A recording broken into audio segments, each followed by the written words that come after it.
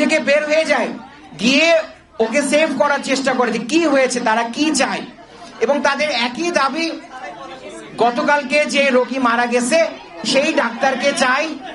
ভালো কথা, এই ডাক্তারকে ওনারা চান, কিন্তু যিনি নিষ্পাপ ডক্টর ইমরান এবং ডক্টর মাশরাফি, ওদের সাথে ওনারা উচ্চবাচ্য শুরু করে।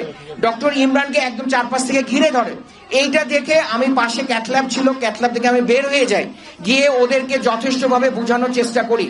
এই এত 30-40 জনের মধ্যে 2-1 জন ছিল তারা আমার কথা শুনেছে, কিন্তু বাকি যারা ছিল তারা কন্টিনিউয়াসলি ইমরানের সাথে ভার্বালি হ্যারাস করতেছিল। প্রথমে ভার্বাল হ্যারাসমেন্ট, এরপরে কি হলো, হঠাৎ করে তাকে 201 নম্বর ওয়ার্ড থেকে বের করে করিডোরে নিয়ে আসে। এবং মজার বিষয়, ওই সময়কার সিসিটিভি ফুটেজটা ইনঅ্যাক্টিভ। 201 নম্বর ওয়ার্ডে ওই সময় সিসিটিভিটা আমরা খুঁজে পাই নাই, ইনঅ্যাক্টিভ ছিল।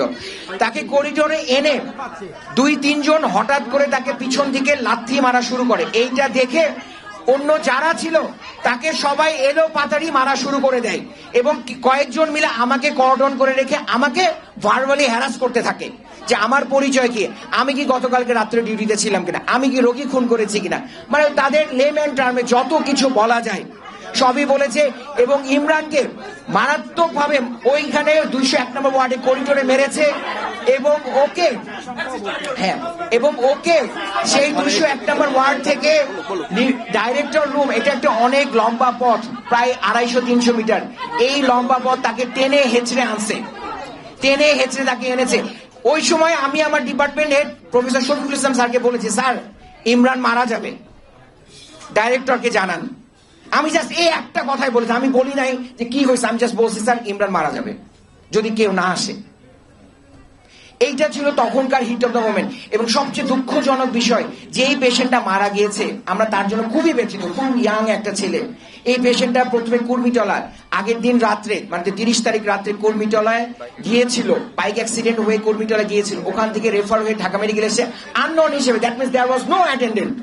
সেই পেশেন্টটা অ্যাডমিট হয়েছে, তার সিটি স্ক্যান হয়েছে, সিভিয়ার হেড ইনজুরি ছিল, জিসিএস ছিল 5, কোনো অ্যাটেন্ডেন্ট নেই, মুমূর্ষু বেড। নর্মালি 200 ওয়ার্ডে যায় মেল পেশেন্টরা, বারান্দায় থাকে, কিন্তু তাকে আমরা মুমূর্ষু বেড অ্যারেঞ্জ করেছি, ম্যাক্সিমাম ট্রিটমেন্ট দেওয়া হয়েছে। বাট একটা ইনঅপারেবল কেস, যে জন্য আমরা প্রসিড করতে পারি নাই সার্জারি, এবং পেশেন্টটা দুঃখজনকভাবে সকাল 7টায় মারা যায়। সকাল 7টার ইভেন্ট, পেশেন্ট মারা গেছে, কিন্তু ঘটনা হয়েছে কয়টায়, বিকেল 3:30টার দিকে। এবং পরিকল্পিতভাবে তারা এমার্জেন্সিতে জড়ো হয়ে একসাথে এসে আমাদের ডক্টর, আমরা 3 জন ছিলাম, কত দুঃখজনক চিন্তা করেন, 3 জন আমরা ডাক্তার ছিলাম, আমাদের সাথে এইভাবে ওরা নৃশংসতা দেখায়। এটা ছিল টোটাল ইভেন্ট। এরপরে আমরা ডাইরেক্টর স্যারের রুমে, আমি যখন ডাইরেক্টর স্যারের রুমে এসেছি, যেহেতু ওদের মধ্যে আমি সিনিয়র ছিলাম, আমাকে একদম সম্পূর্ণভাবে ঘিরে ধরছে ওরা, এবং আমাকে মারার মতো উপক্রম হয়ে গেছে। ওই সময় director sir, assistant director doctor Samad ভাই আসে। যখন ডক্টর সামাদ ভাই চলে আসে ডাইরেক্টর স্যার রুমে, তখন সবাই ডক্টর সামাদ ভাইয়ের উপরে একদম ঝাঁপায় পড়ছে। মেবি ডাইরেক্টর স্যার যদি আসতে আরো ডিলে করতেন, সামাদ ভাই হয়তো ওখানে মার্ডার হয়ে যেতে পারতো, কারণ এমন ভাবে তাকে আক্রমণ করা হয়েছে।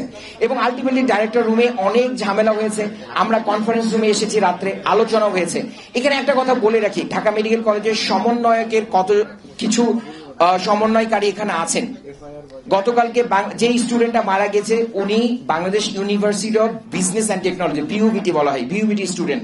এবং যারা দুর্বৃত্তকারী ছিল, সরি তাদেরকে আমি দুর্বৃত্তকারী বলতেছি কারণ তাদের আচরণ এরকম ছিল, এবং তারা বলেছে তারা স্টুডেন্ট, 2-1 জন তাদের টিচার ছিল, সবাই খারাপ ছিল তা না, কিন্তু বেশিরভাগই খুব এগ্রেসিভ ছিল আমাদের সাথে, এবং তারা মারপিট করেছে। যাই হোক, কালকে আমরা এই কনফারেন্স রুমে 3টা গ্রুপ ছিলাম, আমরা ডক্টর ছিলাম, প্রশাসন ছিল, বিইউবিটি স্টুডেন্টরা ছিল, তাদের ভিসি ছিল, চেয়ারম্যান ছিল, এবং সমন্বয়কারীরা ছিল। সমন্বয়কারীরা কিন্তু এটা খুব সুষ্ঠুভাবে একটা সমাধান করার চেষ্টা করেছে। এবং আলটিমেটলি দেখেন এই স্টুডেন্টরা কত এগ্রেসিভ, সমন্বয়কারীদের সাথে আলটিমেটলি তাদের কিন্তু বাকবিতণ্ডা শুরু হয়ে যায়। মানে কত দুঃখজনক দেখেন, যে একটা সুন্দর সলিউশনের দিকে যাবে, কিন্তু না, তাদের দাবি ডাক্তার খুঁজে বের করতে হবে, নার্স খুঁজে বের করতে হবে, ওয়ার্ড বয় খুঁজে বের করতে হবে, যার জন্য তাদের রোগী মারা গেছে। এবং তারা অলরেডি আমাদেরকে খুনি বলে ফেলছে, যেটা তদন্তাধীন একটা বিষয়, তাই না?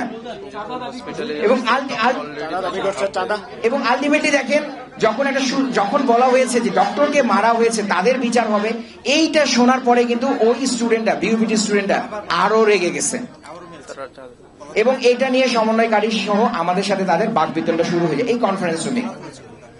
এটা হচ্ছে টোটাল একটা ইভেন্ট। আমি এটা বলেছি এই জন্য যে আমরা এইগুলো লাইভ টেলিকাস্ট হবে, আমরা কোনো রোগীর প্রতিযোগী না, আমার স্পেশালি আমাদের সার্ভিস দেওয়াটা নেশা।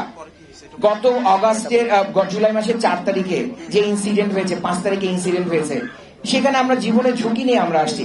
এই ঢাকা মেডিকেল কলেজের orthopaedic surgery, neuro surgery, casualty surgery সহ অন্যান্য ডিপার্টমেন্টে যে পরিমাণে সার্ভিস দিয়েছে জীবনের ঝুঁকি নিয়ে, এটা আসলে দেশের মানুষের জানা উচিত। এবং আমি বলতে চাই, আমরা দেশের মানুষ, দেশের পেশেন্টের এগেইনস্টে না, আমরা আপনাদের সার্ভিস দিতে চাই, কারণ এটা আমার নেশা, এটা আমার পেশা। আমি না দিলে আমার ভালো লাগে না, একদিন চুপ করে বলে বসে থাকলে আমার ভালো লাগে না, আমি চলে আসি, দিনের পর দিন হসপিটালে কাটাই, আমার ফ্যামিলি লাইফ বলতে কিছু নাই, কিন্তু আমার এটা ভালো লাগে। কিন্তু তারপরেও আমি কর্মবিরতিতে যাচ্ছি, কারণ ডাক্তারের নিরাপত্তা দরকার। এবং এই দাবি ডাক্তার শুধু না, সব পেশেন্ট, দেশের মানুষের দাবি হওয়া উচিত।